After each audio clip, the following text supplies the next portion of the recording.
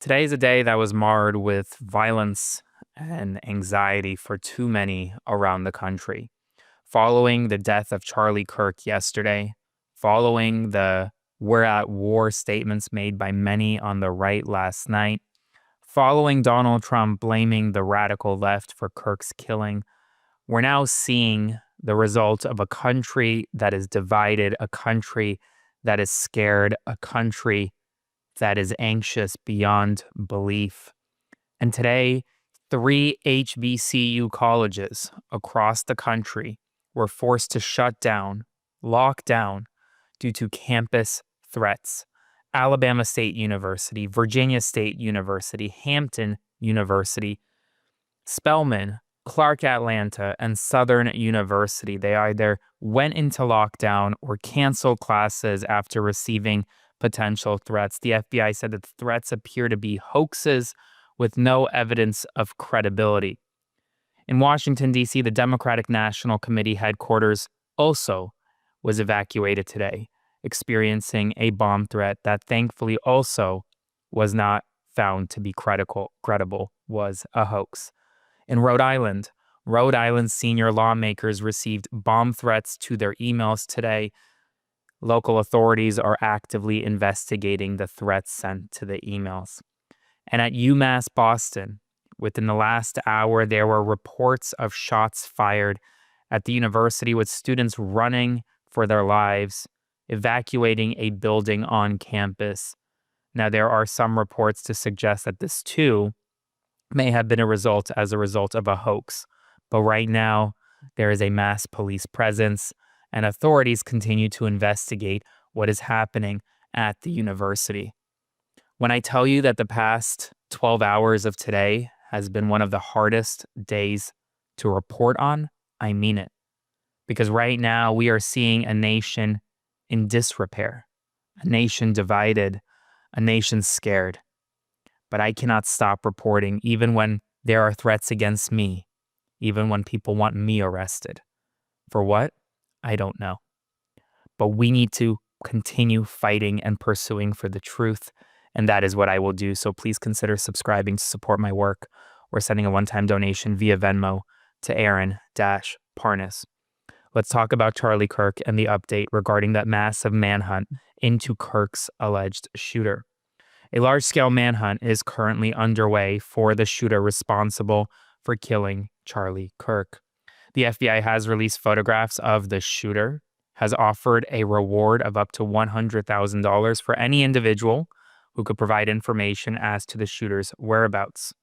The United States State Department today announced that it will begin reviewing the legal status of all immigrants concerning people regarding who are found to have praised, rationalized, or made light of Charlie Kirk's assassination, with Deputy Secretary Christopher Landau warning that foreigners who glorify violence are not welcome visitors and directing consular officials to take action.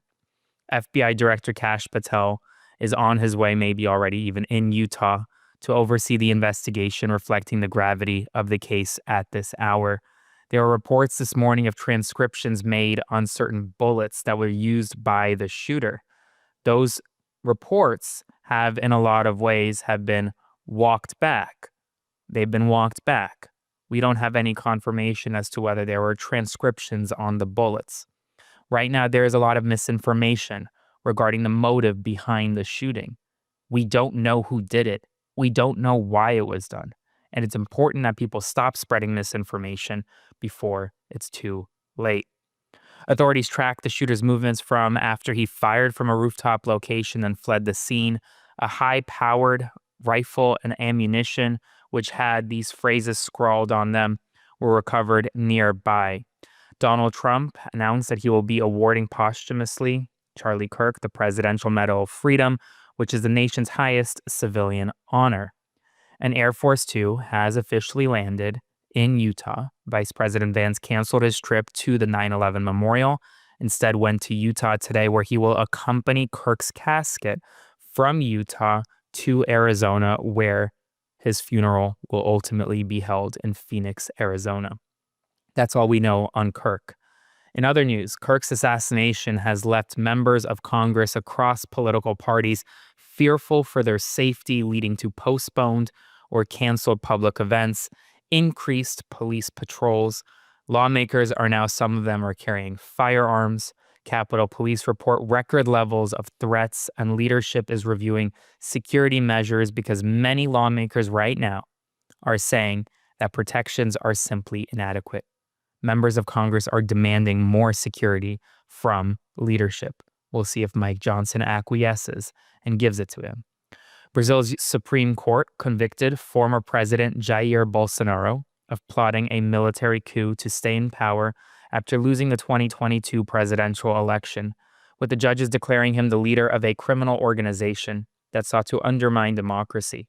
Bolsonaro now faces the possibility of up to 43 years in prison. His supporters are expected to fight for his release through legal challenges, political maneuvers, and even possible calls for amnesty.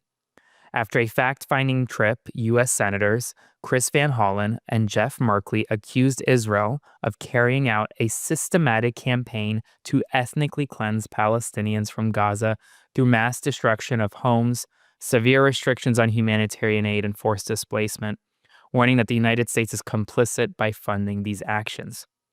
U.S. inflation rose to 2.9% in August, the highest since January, as companies passed Trump-era tariffs onto consumers. Core inflation held steady at 3.1%. Weakening job data and rising unemployment have fueled expectations that the Federal Reserve will cut rates by a quarter point during next week's meeting.